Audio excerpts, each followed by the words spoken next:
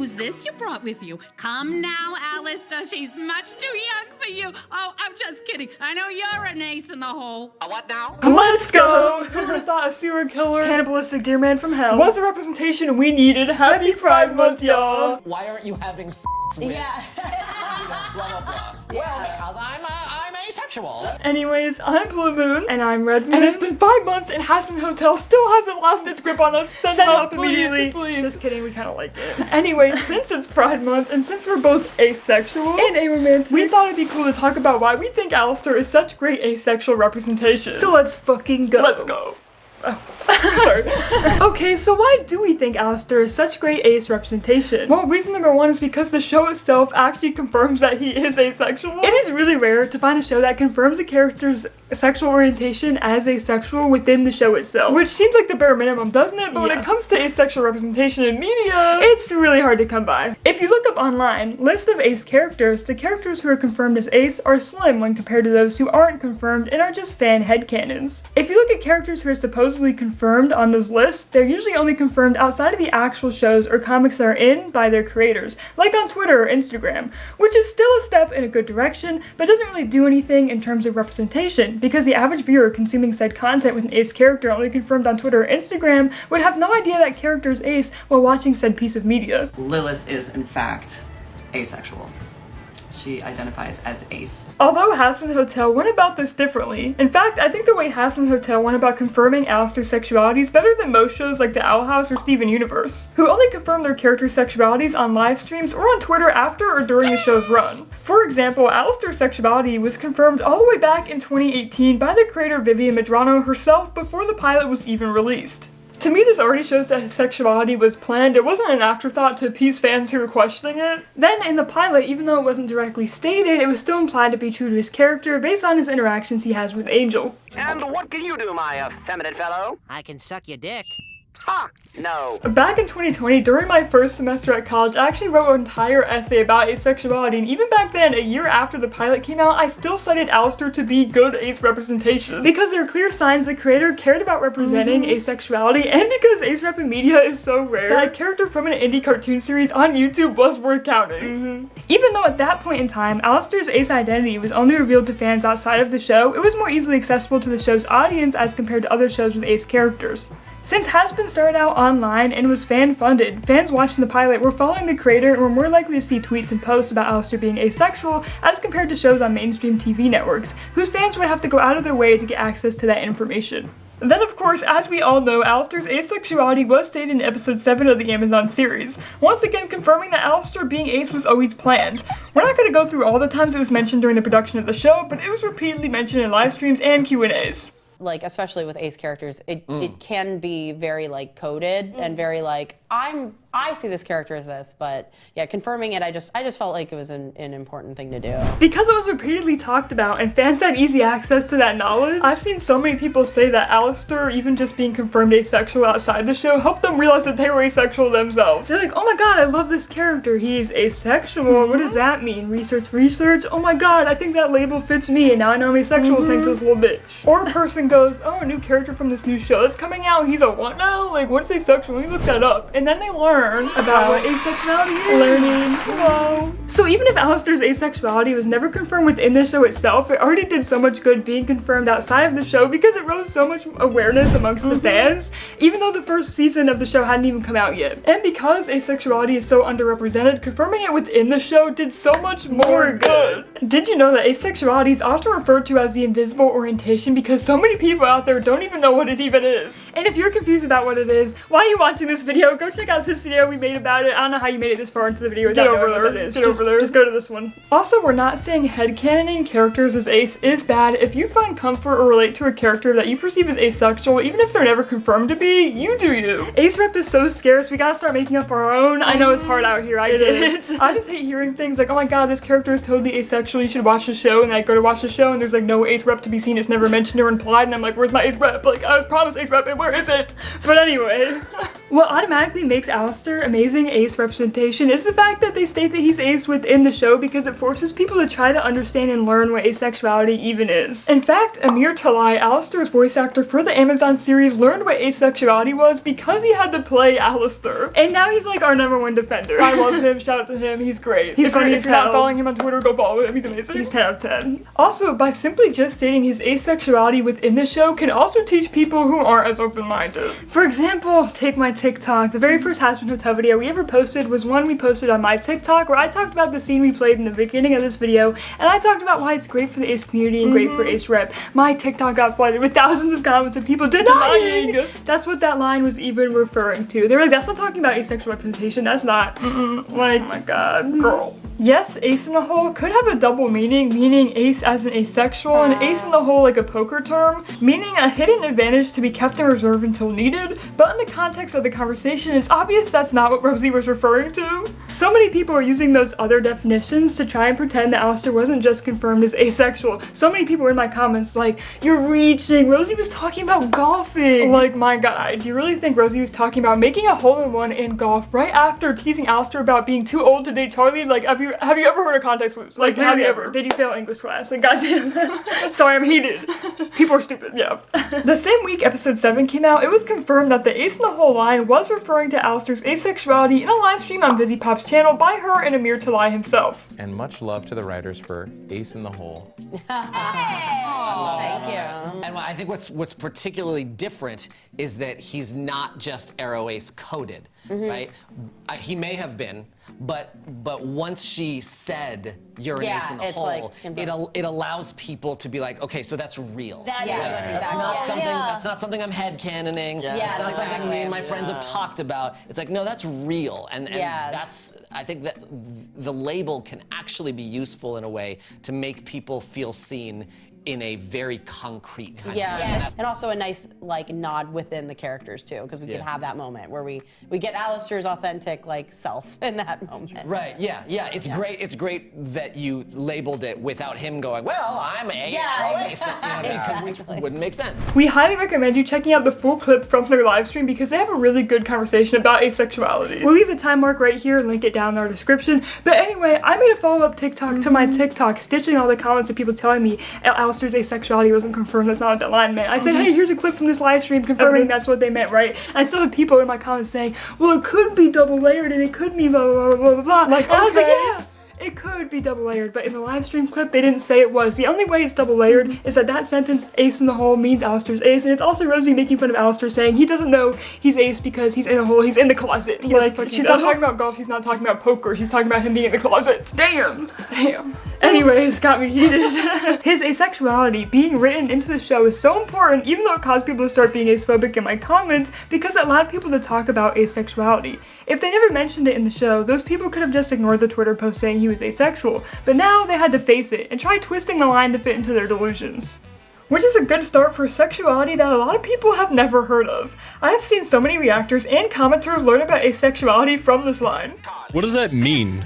All it took for someone to learn about asexuality was to hear that line and ask, hey, what does that mean? And boom, they're educated just like that. Anyways, this scene does wonders for people who are asexual because we can point to the scene and say, hey, this term is used in a popular piece of media, it's legit, it's real. Like, I'm not gonna lie, the first time I saw this scene, I got a little emotional, like, not like I was crying, but I paused and I was like, oh my god, they just said that, like, that's real, like, I was witnessing a piece of history. I was like, whoa. And it's wild that for some people, that's like a blink and they miss it moment where they can just see that scene and not understand what asexuality means, and then just go on and just watch the rest of the episode. Like, bothered. They just dropped, like, a big piece of Alastor lore, like, a big part of his character, and because they don't know what asexuality is, they miss it. They just miss it, and that's so sad. Anyways, like we said, the scene is double layered because of the way Alastor responds to Rosie's comment. And like we said, asexuality is often referred to as the invisible orientation because people who are asexual often don't know that they are because it is barely talked about in the mainstream. And that's why I love this scene, because of Alastor's response. He says, oh, what now? Like, he doesn't know what asexuality is, let alone the fact that Rosie knows his ass is asexual. And I love his response to Rosie's accusation because it totally fits his character. Like, yeah, he's from the 1920s to 1930s, he wouldn't know what that is, but it's not like asexuality wasn't a thing in the 1900s, it just wasn't a popularized term until now. Like, the asexual flag wasn't made until 2010. So many people think asexuality is a new sexuality. Like, people are just making it up to be different. You see them on TikTok, they're out of shape, they're asexual, When it's always been around. Some of the earliest writings about asexuality referred to people as being monosexual in the 1860s. The term is new, but the sexuality isn't. Not so fun fact, but up until 2013, asexuality was still thought to be a mental disorder by the DSM. 2013, that's the same year he started a YouTube channel, which isn't that long ago. No. Yikes. That's why Alastor's saying what now? is so validating because it's so real. So many ace people figure out their sexualities late in life because they either didn't know there was a term to describe how they were feeling, or they just thought something was wrong with them. Take me, for example. I didn't know I was asexual until my senior year of high school in 2019. Hey, that's the same year the Hazbin Hotel pilot came out. What a coincidence. But I didn't even know there was a term for it. I just got tired of not having a word for my feelings and went on a Googling spree late at night. And then she came to me and was like, hey, Red Moon, this is our sexuality now. And I said, okay. Like, oh, that makes sense. All right, I got it. Thank you. So when I first saw that scene, I was like, wow, it's awesome they actually said it. But it also made me laugh because, yeah, it seems like every asexual person is absolutely clueless about asexuality before they know the term. Personally, I just thought I was built different. And I had canon that Alastor also thought the same thing with his big-ass ego of his. He thought he was built different. He was better than other people for not having those weak earthly desires. Like, bro, I thought that same thing in middle school, which is why I'm saying that. Like, I thought everyone was dumb and like stupid and immature for dating or having crushes, right? Like I'm like, oh, you just can't control your feelings. Like, I had no feelings to control. Like I was the dumb one. We were thinking they were dumb, and we were dumb. Yeah. I think I heard that Vivian Majano, the creator of Hazbin Hotel, said that Alastor doesn't know what asexuality is. Right. So he thinks he just hasn't met the right woman yet, and he assumes he's straight. And I'm sorry, bro. I hate to break it to you. You're not finding her. You're not. She doesn't exist. No. Another reason why I like this scene and Hazbin Hotel in general is because the show doesn't hold your hand and explain asexuality to you, which may seem contradictory to what we've been saying, but it forces viewers to know what asexuality is and fear that they are missing out on something important. Especially when it comes to Alastor. He's a mysterious character, and you want to learn everything you can about him to try unraveling his true intentions. So when you hear the ace in the hole line, you might automatically want to look into it. You, little egg creature, I have a job for you. Oh, yes, boss. Google that. I know people complain that Hazbin Hotel is too fast-paced, because it is, but in the case of representation, it strangely works out. Hazbin Hotel isn't gonna sit there and define to you what asexuality is because they don't have time. No. It's giving the effect of, we're in the 21st century, bitch, get loser, or get left behind. This sexuality exists, learn it or be confused, bitch. Which strangely helps normalize asexuality, like, yeah, you should know this, and it doesn't make it into a huge deal. Which is nice, especially with ace rep, because even in real life, when ace people come out, 9 out of 10 times they have to explain themselves and do a whole presentation. Like, we can't just say, I'm gay, and everyone gets what we mean. People are just like, huh? Like, what the fuck are you talking about? In fact, when we came out, we made a whole video essay about asexuality and sent it to our whole family. Yeah. So, yeah, but Alastor gets to have that moment. He gets to have the, oop, I'm ace moment when Rosie exposes him to Charlie. And if you look at Charlie's facial expression in this scene, you can understand she automatically gets what Rosie means when she says ace in the hole based on her facial expression. Speaking of Charlie, Hazbin Hotel does similar things with other characters like the Charlie and Daggy's relationship. Their relationship isn't like a big reveal like, oh my god, they're a lesbian couple. It's just a part of who they are, and you have to pick up on the context clues and accept it. There's no hand-holding. Same goes with Angel, Val, and Fox. It's just bam, they're gay, and that's normal, keep up. Which is good because queer people can't exist outside of being queer. A lot of times if a character in a show is queer, that's like their whole personality, the only reason why they're in the show for fucking LGBTQ points or something. Or if a main character in a movie or show is gay, that's what the whole show's about, them being gay. And Hazbin Hotel isn't really advertised like, oh hey look, there's queer people in here. It's kind of just like, hey look, the contents of our show is cool and so are the characters, check it out. And then it's like, ah, we got you bitch, only one character in the main cast is straight. It's nifty. She likes them bad boys too much. Who can blame her? Also, is Serpentius not straight then? But does he count as part of the main cast? I don't know, let us know Serpentius' sexuality in the comments below. I don't know what it is. Because I'm having sex with everyone here! Reason number 2 as to why we think Alastor is such great asexual representation is because the way that they portray him in the show is amazing. First of all, he's a main character, which is already 10 out of 10 because usually ace characters are designated to be side characters. Second of all, a lot of people have a narrow-minded view on what an asexual person looks like. Often, asexual people are portrayed as shy, nerdy, socially inept, or innocent and sexually inexperienced. I love that they made the stereotypical Tumblr sexy man an ace character. He's breaking ace stereotypes by being charismatic, charming, and some might say attractive.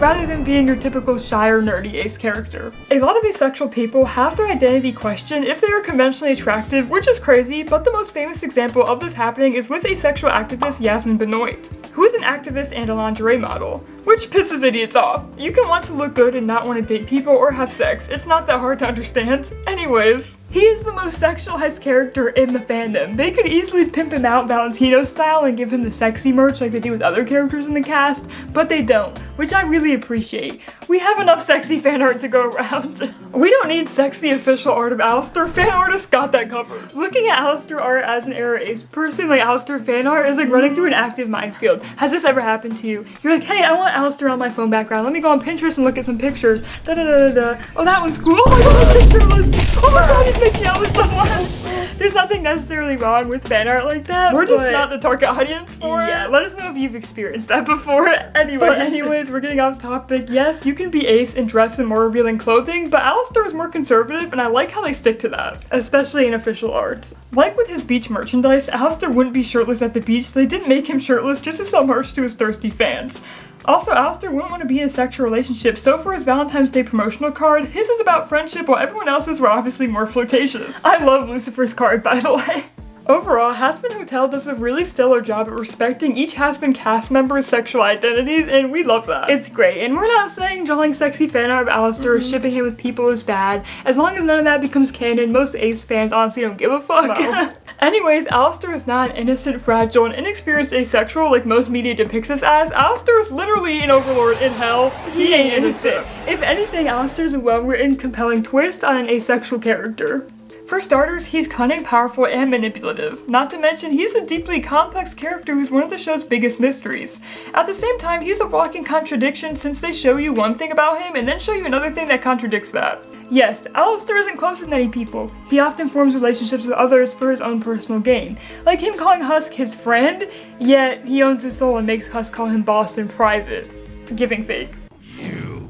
Husker, my good friend. Glad you could make it. Sharing circles haven't been working as fast as I hoped, but I'm thinking that with a little bit more rethinking, we can really get it going. What is it? But he's usually a very blunt person. We know him and Husk don't get along, even though he calls Husk his friend, because he does it in a mocking tone and makes fun of him in a way that is clearly not friendly. When the show wants you to know Alastor doesn't like someone or has ulterior motives for being friendly towards someone, they will let you know.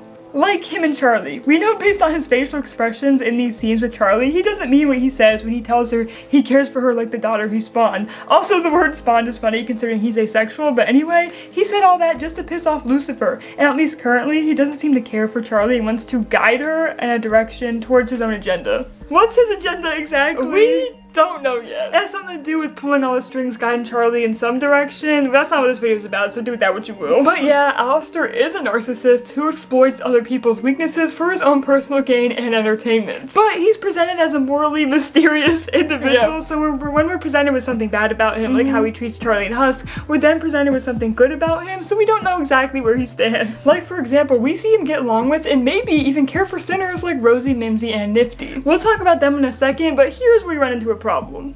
Many people say that Alastor is bad ace representation because he's a psychopathic, narcissistic, serial killer cannibal. And yes, the things about him are true and isn't exactly a good look. Yeah, and it does like play into some of the harmful ace stereotypes, like if you're asexual, you must not experience real feelings and you must be some emotionless robot that needs to be fixed. Like, oh, of course they give the serial killer the asexuality trait because asexual people are fucked up and so are serial killers, they go together, which isn't true, no. But I get where people are coming from. But just because Alastor's cruel doesn't mean he doesn't care about other people. I know it's part of his mystery and not know whether he cares about the people at the hotel or not, but I think Hazbin Hotel goes out of their way to show you that Alastor can form seemingly genuine relationships with people. For example, they show he has close relationships with multiple women that aren't sexual, which often flips viewers' expectations on their heads. I know a lot of Hazbin Hotel fans hate Mimsy, which I disagree on, but I think her relationship with Alastor is very well written, especially growing up as Ace. Every time I had a guy friend around, my family would automatically assume we were more than just friends. And I've seen some people subconsciously assume the same thing about Alastor and Mimsy's relationship. When Mimsy shows up in episode 5, they're like, did Alastor's friends with benefits just show up?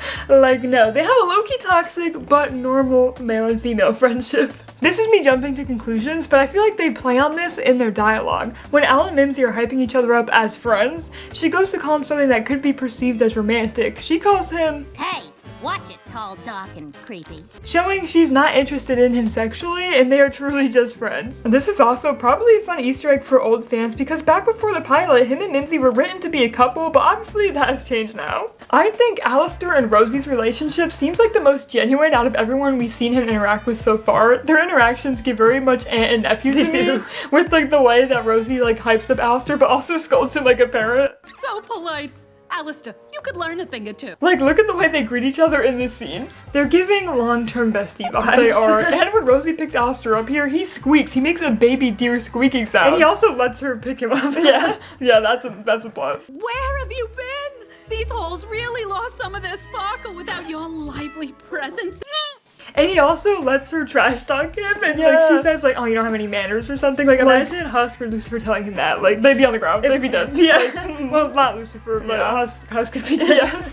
Both Alastor and Rosie recognize each other as very transactional individuals when it comes to relationships, so they both give each other things when they meet. Rosie tries giving Alastor a deal he can make with the sinner, and Alastor only comes to Rosie when he has like a deal to offer. And Rosie even says, Alastor never done me wrong before. So they know they're transactional. They give each other deals. That's their friendship. Like Alastor knew when he went to Rosie that she'd say yes to his deal. Like they kind of know each other like he knew exactly what to tell her to get her to give her cannibals to him so they could fight the exorcist. They also both hype each other up and seemingly respect each other. And old Alastor has never done me wrong before. This is Rosie, the most darling, delightful, and dangerous overlord this side of the pentagram. Oh, always such a charmer. Like I said, if the show wanted us to know Alastor hated Rosie and was just using her, they would let us know. Like, yes, both Rosie and Alastor are using each other for things like securing deals and making connections, but they generally like each other as friends. And what friendships, like, don't bring you connections and deals? I mean, that's just friendship. Yes. So it may seem like Alastor's character initially feeds into the ace stereotypes that all ace people are cold and emotionless, but the deeper you dig, the more you'll see that he isn't as emotionless as he comes off. My theory is that the longer the show goes on for, the more and more they're going to begin to chip away at his emotions and dig a little deeper. I know I said he seems to be using Charlie and he doesn't seem to care about her, but I think he's starting to care about her subconsciously. An enjoyable collective to be around. I admit one could get accustomed. And the fact he's scared he almost died for his friends when he willingly, as far as we know, went into a battle he knew could kill him. I can only imagine when we dive into his backstory with Vox next season, we'll get to see at least a little bit of Alastor's real feelings. But back to Alastor being asexual. I love that Hazbin Hotel repeatedly goes out of its way to reiterate that Alastor is not interested in sex. Like during his introduction in the pilot when he talks to Angel, and then right away once again in his introduction when talking to Angel in episode 1 of the Amazon series. Both times they established that fact about Alastor right out of the gate. Like they didn't need to make basically the same joke again in episode 1 of the Amazon series, but they felt like it was important to establish that Alastor is opposed to sex for viewers who are brand new to the series. Speaking of sex, This is better than sex! let's talk about Vox for a second. Although Alastor's relationship dynamic with Vox in the past hasn't exactly been confirmed yet, we know him and Vox were probably friends at some point because Al called him Oh, pal. and we know Vox offered him a spot in the V's. So they must have been semi-close and then had a falling out because they're enemies now. And we also know that they physically fought and Alastor almost beat Vox, meaning their fight must have been a draw. And based on some context clues, Hey, killing Alastor is your key.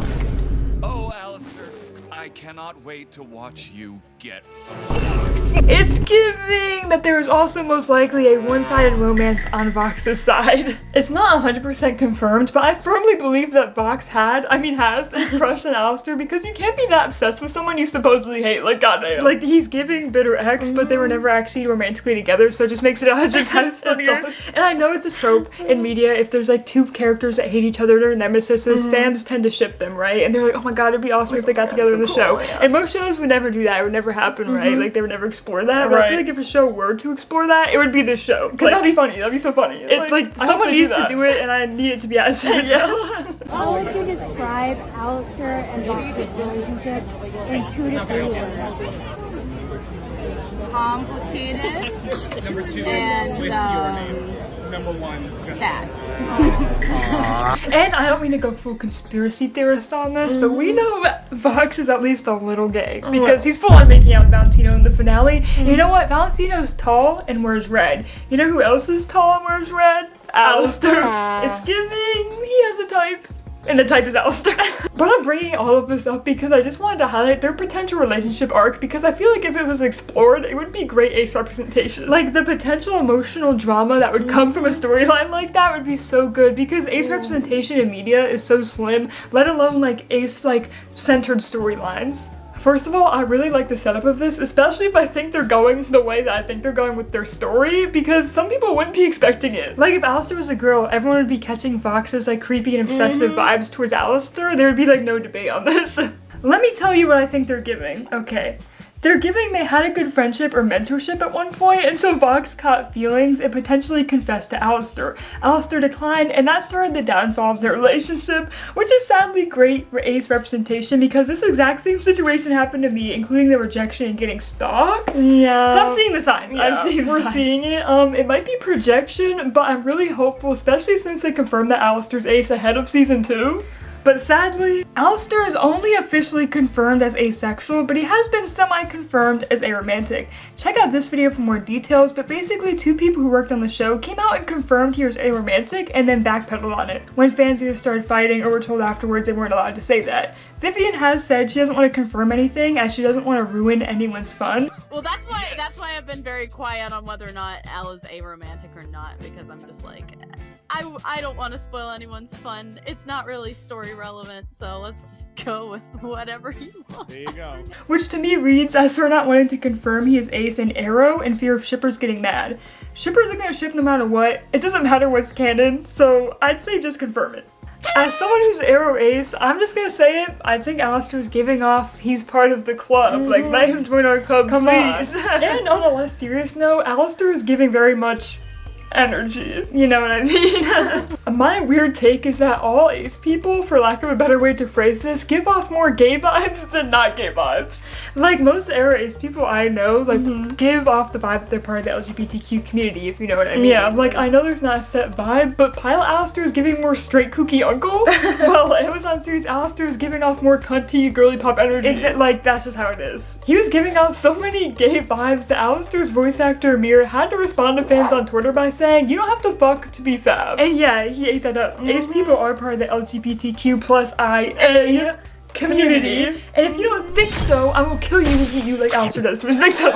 Okay, I'm kidding. I'm kidding. Advertisers? I'm not talking about you, okay? YouTube, don't demonetize this video. Editor Red Moon here because this video isn't long enough, but I just thought of another reason why Alastor is such great ace representation. He is supposedly mixed Creole. And that is awesome because if you haven't noticed while watching this video, most ace representation in media is centered around white people. So we need more representation for people of color who are also ace, and Alastor is doing that. And lastly, now that Alastor is confirmed to be ace in the show, there's so much asexual content to go around. I love it so much. Like, I love all the radio silence content. It's so goddamn relatable. It's so good. And the art I see of him with the ace flag, like, it heals my soul. Every time someone draws him with the ace flag, I gain like a year of my lifespan, so now I'm immortal thanks to Has No Tell. Yeah. Representation is so important, especially in the ace community. It not only helps ace people feel more seen, it also helps educate others on what asexuality even is, as well as potentially help others discover a term that might apply to them.